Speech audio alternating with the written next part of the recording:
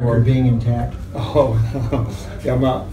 What is it? Every year, it seems like whoever's undefeated, the Dolphins, they celebrate when I'm not there.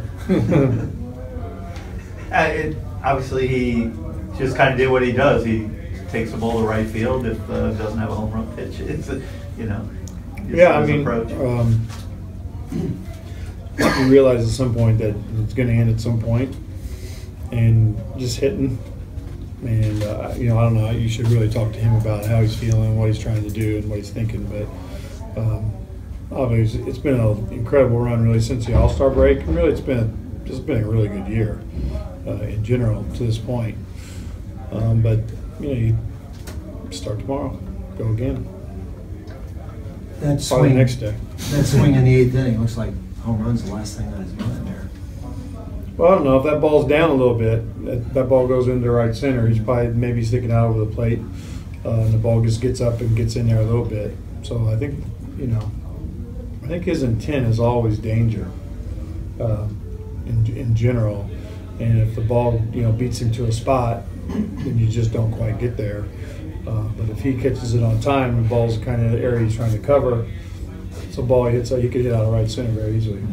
AJ was saying last night that teams were pitching him tougher, that they were giving him only 1 or 2 pitches that he can drive at night. Did you see that too over the course of this stretch?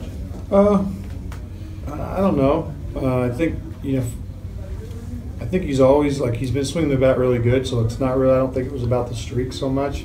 I think it was about just this guy's dangerous right now, and you're going to try to get the next guy if you can. You want to be careful.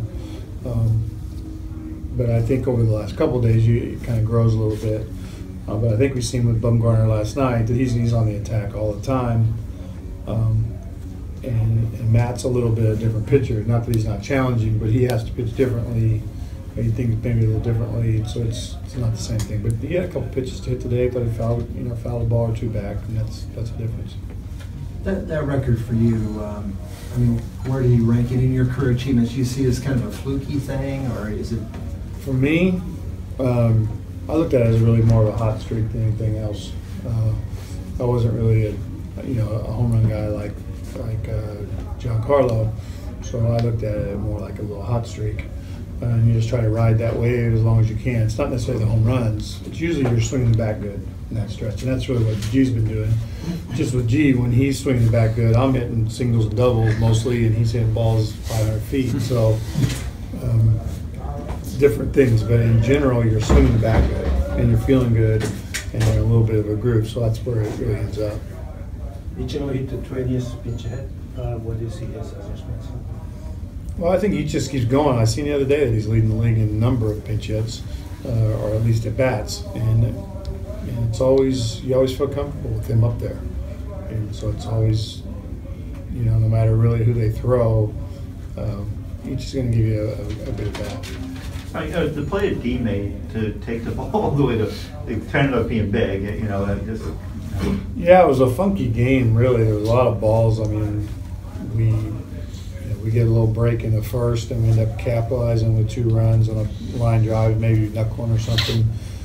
They get their round. Telly's a ball off Telly. Even in that one, D had a chance to possibly get a guy at first. Then we see that play, which was a big out at the time. So it was a little bit of a sloppy game, it felt like. But we were able to kind of keep tacking on runs and made it better for us. We were able to rest the guys out of our pen that we really wanted to rest. Not have to use different guys, and Rena kept us in there for his innings. Mostly that Crawford truck opened up the door, and then Talise gives you that double is kind of Yeah, that's what I was saying. It was a sloppy game. We get a break there in the first with that.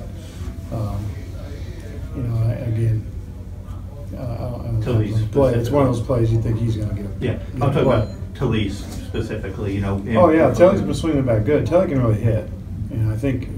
And as a guy moving forward, depending on where we go, you look at him, you want him to keep growing as a catcher.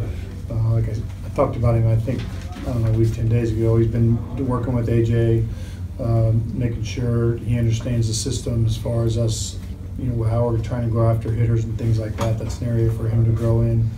But him being able to play first, is a valuable piece for us because you see us what we're able to do. We're able to mix and match over there at first. It gives us another spot to double. He gives you a true pinch hitter, a guy that can really hit off the bench, right or left-handed. So he's a valuable piece, in the scheme of a season for a team. And if you go 3 catchers or you go 2, and him be able to do some things. So when you're 3 catchers, it really gives you a lot of flexibility, especially if you got JT can play first, he can play first. We're able to do some things that JT doesn't play, can pinch hit, things like that.